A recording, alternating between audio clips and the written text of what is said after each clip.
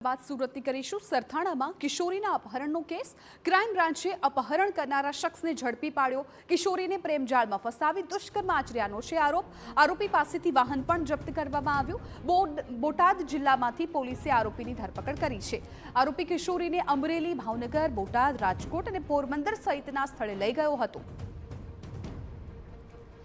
तो किशोरी ने प्रेमजाल में फसावी दुष्कर्म आचर्यानो आरोप हतो। आ आरोपी पर आरोपी पासेथी वाहन पण जप्त करी लेवामां आव्युं छे अने आरोपीनी धरपकड़ करी लेवामां आवी छे।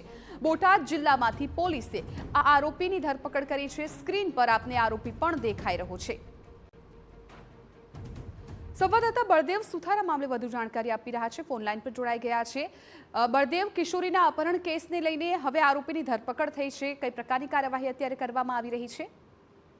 જે રીતે સુરતના સરથાણા વિસ્તારની અંદર 17 વર્ષીય જે એક પાટીદારની જે દીકરી હતી તે જે ભાગી ગઈ હતી, એટલે કે તેનું અપહરણ થયા હોવાની જે ફરિયાદ છે તે સરથાણા પોલીસ સ્ટેશનની અંદર ચોપડે જે નોંધવામાં આવી હતી અને જે રીતે પાટીદારના મોટી સંખ્યાની અંદર લોકો હતા તે વિરોધ કરવા માટે પહોંચ્યા હતા અને સરથાણા પોલીસ દ્વારા કોઈ નક્કર કાર્યવાહી ન કરતા આખરે જે પાટીદાર સમાજના લોકો હતા તે ક્રાઇમ જે સરથાણા પોલીસ સ્ટેશન છે તેનો રાત્રિના સમયે ઘેરાવો કર્યો હતો અને ઉગ્ર રજૂઆત કરી હતી અને ત્યારબાદ સુરત પોલીસ કમિશનર દ્વારા આ બાબતે ગંભીરતા દાખવીને આખી તપાસ હતી તે સુરત ક્રાઇમ બ્રાન્ચને જે સોંપવામાં આવી હતી અને સુરત ક્રાઇમ બ્રાન્ચે હાલમાં જે આરોપી છે તેની જે ધરપકડ કરી લીધી છે અને સરથાણા પોલીસને સોંપવામાં આવ્યો છે।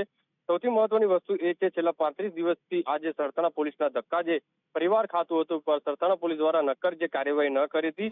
હાલમાં તો ક્રાઇમ બ્રાન્ચ દ્વારા જે આરોપી છે તેની જે ધરપકડ કરી અને વધુ તપાસ હાથ ધરી છે। જે બોલેરો પિકઅપ છે તે પણ કબજે કરવામાં આવી છે। આ જે દીકરી હતી દીકરીને ક્યાં ક્યાં લઈ ગઈ હતી, ક્યાં ક્યાં લઈ જવામાં આવી હતી, તમામ બાબતોને લઈને પોલીસે તપાસ શરૂ કરી છે અને અત્યારે જે પાટીદાર સમાજના જે લોકો છે તે પણ સુરત ક્રાઇમ બ્રાન્ચ ખાતે પહોંચ્યા છે।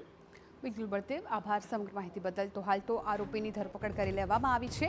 ક્રાઇમ બ્રાન્ચને આ તપાસ સોંપવામાં આવી હતી કેમ કે અગાઉ પોલીસની ઢીલી કામગીરી સામે આવી હતી, ત્યારબાદ હવે આ આરોપીની ધરપકડ કરી લેવામાં આવી છે।